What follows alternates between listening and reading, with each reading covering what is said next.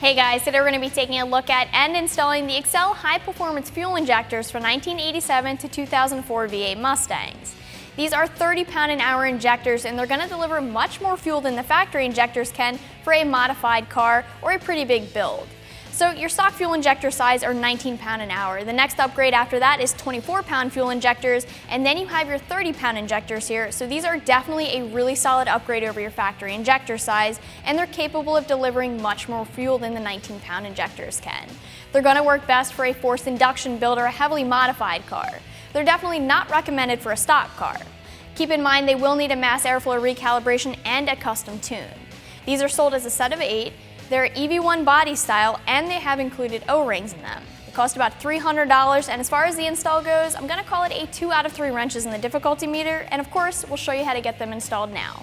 For this install, we used a 3/8 drive impact gun, a small extension, a 1/4-inch ratchet, an 8mm socket both in 1/4-inch and 3/8, a 5mm Allen key, a flathead screwdriver, and an adjustable wrench. Alright guys, so we're going to start the install by disconnecting our intake. Now we have an air-raid cold air intake on this car. You may have a different intake or even a stock intake. I know that we're going to be using an 8mm socket in order to undo this. I'm going to leave the air filter and mass airflow sensor in place and just remove our tube here and all of the lines connecting.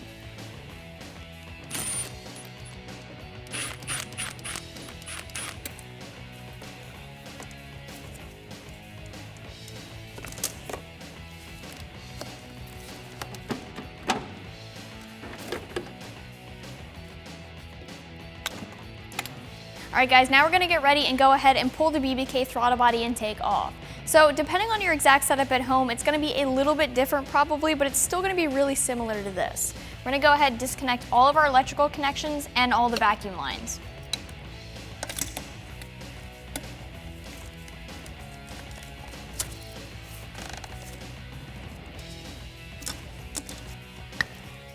Alright, the next thing we're going to do is actually disconnect our EGR.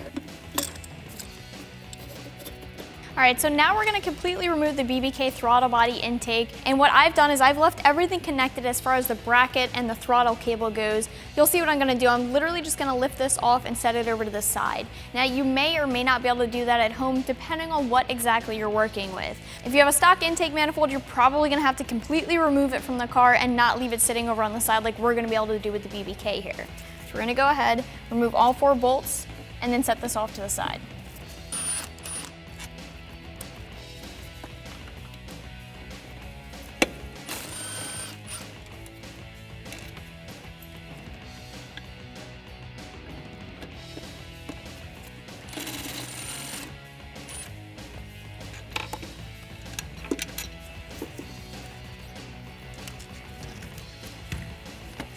Alright guys, so next we're going to unplug all of our injectors and get the harness out of the way.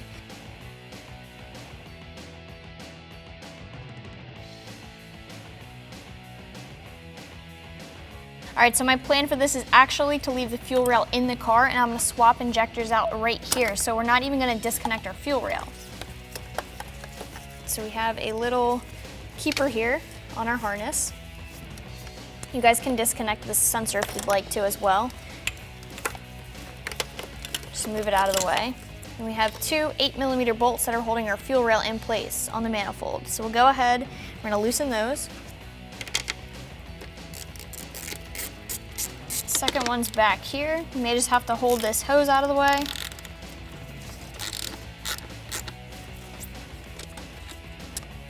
Alright, so we'll do the same thing on this side. We're going to go ahead, disconnect our injectors.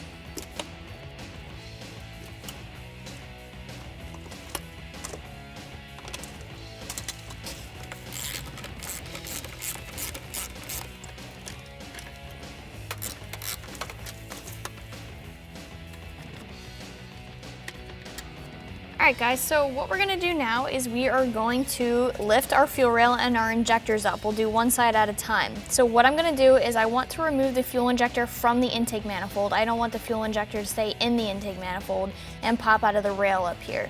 So I'm going to grab each injector. I'm going to wiggle them a little bit because they're held in place by O-rings, and I'll pull up. You see how all my injectors stayed in the fuel rail? What I'm going to do now is I'm going to grab a rag and then I'll just pull each injector out of the fuel rail. All right, so now I'm gonna take a shop rag and I'm actually gonna wrap it around the injector because I'm expecting some fuel when I pull the injector out of the fuel rail here, and I just want the rag to soak it up. So I have the rag wrapped around the injector and I'm going to wiggle the injector out of the fuel rail. Two things I want to point out. Since our new injectors have O-rings on them already, once you pull your injectors, you're going to want to check both the top and the bottom to make sure the O-ring stayed on. It looks like the bottom O-ring is still in place on this injector, but the top O-ring is still in the fuel rail. So I want to make sure that I pull that O-ring out of the fuel rail before I install the new injector. All right, so I'm going to take a little flathead screwdriver. I'm going to reach up inside the fuel rail here, and I can already feel the O-ring. I'm just going to pull it out. All right, so now we'll grab a new injector. We'll get that seated into the fuel rail. It just pops right into place. And for now, we're gonna leave this sitting up and we're gonna replace all of the other injectors the same way.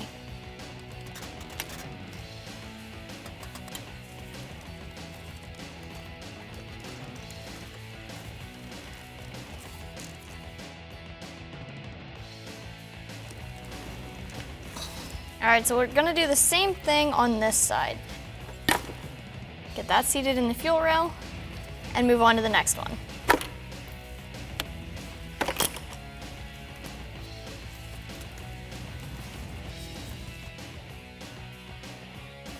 All right, so with all of our injectors in place, what we're gonna do is we're gonna line up the fuel rail and seat the injectors into the intake manifold and bolt our fuel rail back down. All right, so we're gonna get our bolts back in place.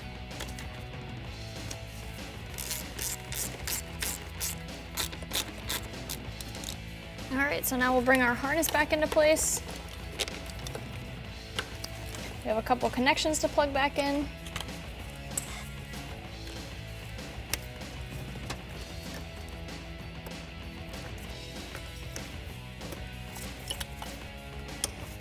And then we'll head over to the other side and bolt it down over there. All right, so move the harness out of the way. We'll get our fuel injectors seated into the intake manifold.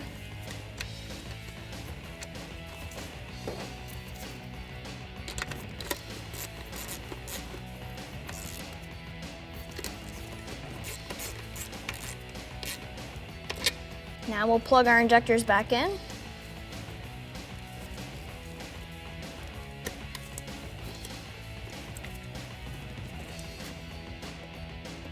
All right, so now we're gonna get our throttle body and intake in place.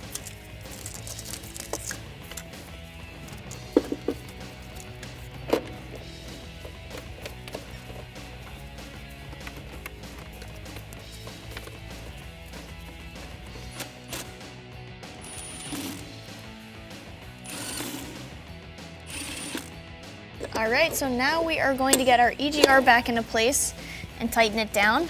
All right, now at this point with our intake manifold back in place, we are going to make all of our vacuum line and electrical connections.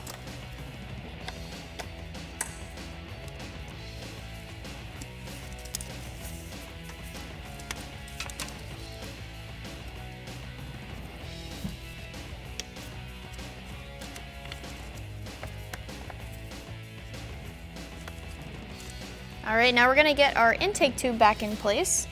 So I'm making sure that my clamp is ready to go.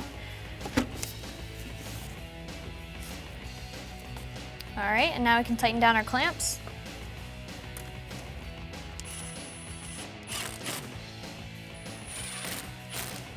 All right, and all we have left to do is reconnect our connections here.